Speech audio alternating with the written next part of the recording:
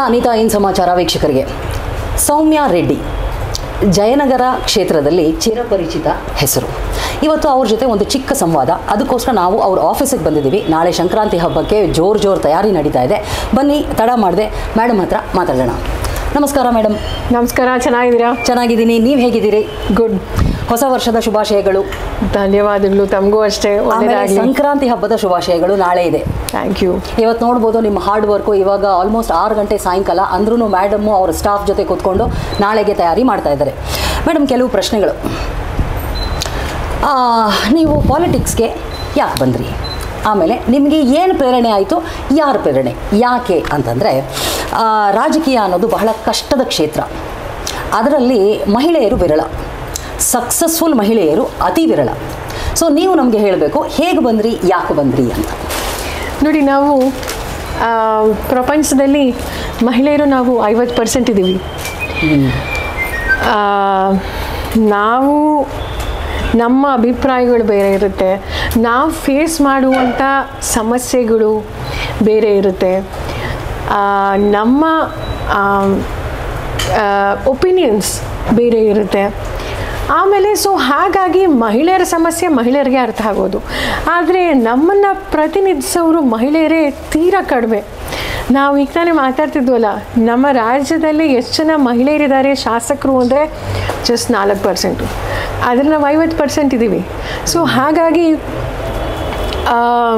ನಮ್ಮ ಜನಪ್ರತಿನಿಧಿಗಳಾಗಿ ಅಸೆಂಬ್ಲಿಯಲ್ಲಿ ಮತ್ತು ಪಾರ್ಲಿಮೆಂಟಲ್ಲಿ ಮತ್ತು ಪ್ರತಿಯೊಂದು ಮಟ್ಟದಲ್ಲೂ ಅಷ್ಟೇ, ನೀವು ಸಹ ಒಬ್ಬ ಏರ್ ಹೋಸ್ಟೆಸ್ ಕೆಲಸ ಮಾಡಿದ್ರಿ.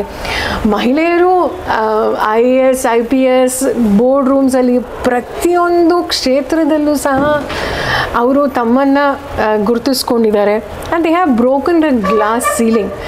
ಹಾಗಾಗಿ ನಾನು ಇನ್ಫ್ಯಾಕ್ಟ್ ಬಹಳ ವರ್ಷ ಆ್ಯಕ್ಟಿವಿಸ್ಟಾಗಿ ನಾನು ಕೆಲಸ ಮಾಡ್ಕೊಂಡು ಬಂದವಳು ಚಿಕ್ಕ ವಯಸ್ಸಿಂದ. ಏನು ಅನ್ಯಾಯ ಆಗ್ತಿದ್ರು ಸುಮ್ಮನಿರ್ತಿರ್ಲಿಲ್ಲ. ಮನುಷ್ಯರಾಗಿರಲಿ, ಪ್ರಾಣಿಗಳಾಗಿರಲಿ, ಪಕ್ಷಿಗಳಾಗಿರಲಿ, ಪರಿಸರ ಆಗಿರಲಿ. ಆಮೇಲೆ ನನಗೂ ಅನ್ನಿಸ್ತು, ಬಹಳ ವರ್ಷ NGO ಸೆಕ್ಟ್ರಲ್ಲಿ ಕೆಲಸ ಮಾಡ್ಕೊಂಡು ಬಂದು ನಾವು ಇಷ್ಟೊಂದು ಹೊರಗಡೆ ನಾವು ಪ್ರತಿಭಟನೆ ಮಾಡ್ತೀವಿ, ಸಿಗ್ನೇಚರ್ ಕ್ಯಾಂಪೇನ್ ಮಾಡ್ತೀವಿ, ಅದು ಮಾಡ್ತೀವಿ, ಇದು ಮಾಡ್ತೀವಿ. ಆದರೆ ಜನಪ್ರತಿನಿಧಿಗಳು ಮತ್ತು ಅಧಿಕಾರಿಗಳು ಅವ್ರಿಗೆ ಆ ಇಚ್ಛಾಶಕ್ತಿ ಇಲ್ಲ ಅಂದರೆ ಹಾಗಾಗಿ ನನಗೂ ಅನ್ನಿಸ್ತು ರಾಜಕೀಯದಲ್ಲಿ ಬಂದು ಒಂದು ಬದಲಾವಣೆ ತರಬೇಕು ಅಂತ. ಪಕ್ಷದಲ್ಲಿ ತೊಡಗಿಸ್ಕೊಂಡೆ. ತಂದೆ ತಾಯಿಯವ್ರಿಗೆ ಆ್ಯಕ್ಚುಲಿ ಇಷ್ಟ ಇರಲಿಲ್ಲ. ನೋಡು, ನಾವಂತೂ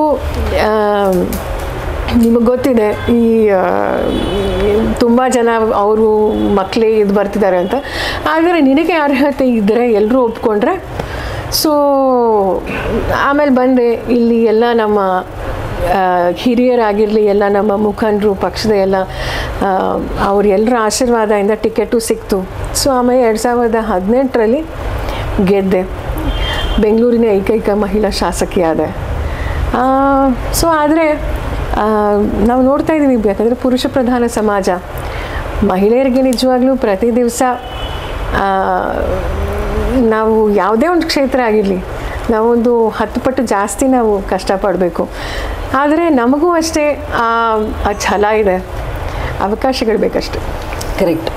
ಈಗ ನೀವಂದ್ರಿ ರಾಜಕೀಯದಲ್ಲಿ ಹೆಣ್ಣು ಮಕ್ಕಳು ಕಡಿಮೆ ಅಂತ. ಹೆಂಗಸಿಗೆ ರಾಜಕೀಯದಲ್ಲಿ ತುಂಬ ಅಡೆತಡೆಗಳಿದೆ. ಅದು ನಿಮಗೆ ಸ್ಪೆಷಲ್ ಆಗಿ, ಏಕೆಂದರೆ ಜವಾಬ್ದಾರಿ ನಿಮಗೆ ಜಾಸ್ತಿ, ಏಕೆಂದರೆ ನಿಮ್ಮ ತಂದೆಯವರು ರಾಜಕೀಯದಲ್ಲಿ ಮುತ್ಸದಿ.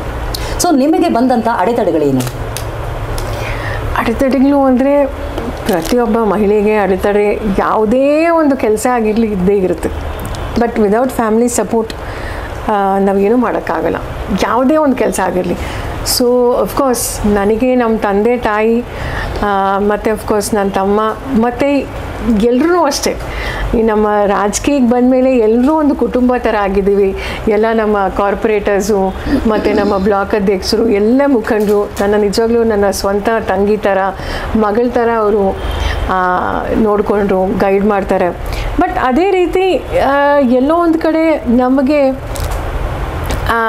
ಬಹಳ ಇದಿರುತ್ತೆ. ಯಾಕೆಂದರೆ ಸೀರಿಯಸ್ ಆಗಿ ತೊಗೊಳ್ಳಲ್ಲ ಬಹಳ ಜನರು ಮಹಿಳೆಯರನ್ನ. ಹೆಚ್ಚು ಅವ್ರಿಗೆ ನಿಜವಾಗ್ಲೂ ಕೆಲಸ ಮಾಡೋಕ್ಕೆ ಬರುತ್ತೋ ಇಲ್ವೋ. ಯಾಕೆಂದರೆ ನೋಡಿ, ನಾವೀಗ ಮಹಿಳೆಯರು 102 ಇದ್ದಾರೆ. 102 ನಗರ ಪಾಲಿಕೆ ಸದಸ್ಯರು ಔಟ್ ಆಫ್ 198. ಆದರೆ ಅವ್ರ ಕಾಲ ಮೇಲೆ ನಿಂತ್ಕೊಂಡು ಕೆಲಸ ಮಾಡೋರು ಬೇರೆ ಎಣಿಕೆಯಷ್ಟು ಇದ್ದಾರೆ. ಫೋನ್ ಮಾಡಿದ್ರೆ ಅವರ ಮನೆಯವರೇ ಫೋನ್ ತೊಗೋತಾರೆ. ಸೊ ಹಾಗಾಗಿ ಅವಕಾಶ ಸಿಕ್ಕಿದ ಮೇಲೂ ಕೆಲವರು ಮಾಡಲ್ಲ, ಅವ್ರಿಗೂ ಕೆಲವರು ಮಾಡೋಕ್ಕೂ ಬಿಡಲ್ಲ. ಸೊ ಅದಕ್ಕೆ ಈಗ ಎಲ್ಲೋ ಒಂದು ಕಡೆ ಆ ಮನಸ್ಥಿತಿ ಇದೆಯಲ್ಲ, ಅದು ಬದಲಾವಣೆ ಆಗಬೇಕು. ಅದು ಆಗ್ತಾ ಇದೆ. ಓಕೆ, ನೀವು ಹೇಳ್ದಂಗೆ ಹೆಣ್ಣು ಅಂತಂದರೆ ಅವಳು ಎಲ್ಲ ಕ್ಷೇತ್ರದಲ್ಲೂ ಇದ್ದಾಳೆ. 2 ದೋಣಿಲಿ ಪ್ರಯಾಣ ಮಾಡಲೇಬೇಕು. ಒಂದು ಅವಳ ವೃತ್ತಿ ಜೀವನ, ಇನ್ನೊಂದು ಅವಳ ಸಂಸಾರ, ತಾಯಿ ತಂದೆ ಅಣ್ಣ ತಮ್ಮ ಎಲ್ಲ. ಸೊ ನೀವು ಜನಪ್ರಿಯ ಜನನಾಯಕಿ ಆಗಿರೋದ್ರಿಂದ ಫುಲ್ ಡೇ ಬ್ಯುಸಿ ಇರ್ತೀರ. ಇವಾಗ